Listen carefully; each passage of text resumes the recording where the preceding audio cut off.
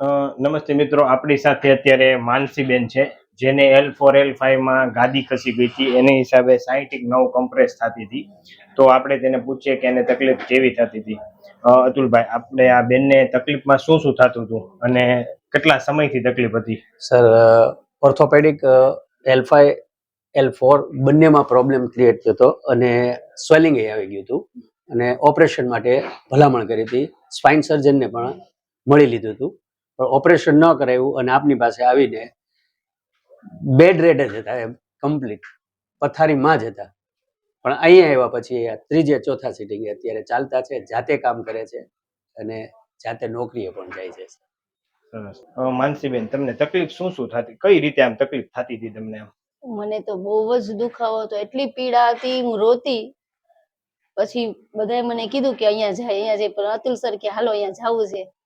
પણ મને 4 જણા તેડી લઈ આવ્યા હતા. હવે તો ખૂબ ખૂબ ધન્યવાદ માનો કે મને આટલું બધું સારું થઈ ગયું એમ કે છોકરાના હિસાબે હું ઊભી થઈ ગઈ એમ.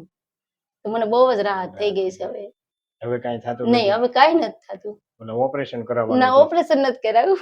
ઓપરેશન કરાવવાનું હતું. હા, ઓપરેશન કરાવવાનું હતું, પણ હવે નથી કરાવવું. હવે સારું થઈ ગયું. હવે સારું થઈ ગયું. હાવ હવે ઓપરેશન વગર મટી જાય. આપણે શું કર્યું, તમને જે ગાદી બહાર વહી આવી હતી, સ્વેલિંગ હતું, એ ઉતરી, સ્વેલિંગ ઓછું થઈ ગયું ને આપણે ગાદીને સરખી સેટ કરી દીધી, એટલે તમને ઓકે થઈ ગયું.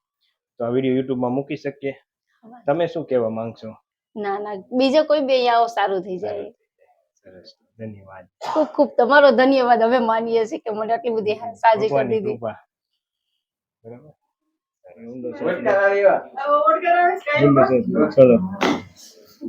ઊંડો શ્વાસ લો, છોડો.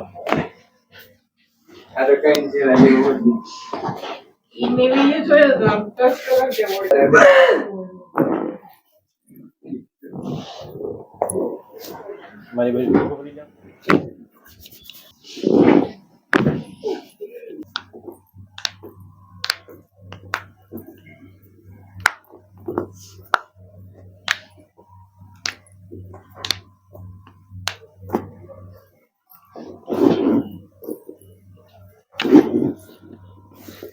ઊંડો શ્વાસ લો, ઊંડો શ્વાસ લો, છોડો.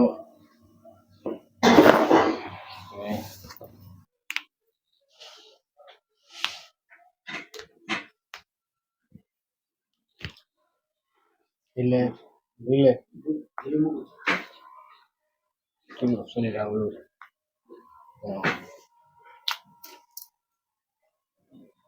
શરીર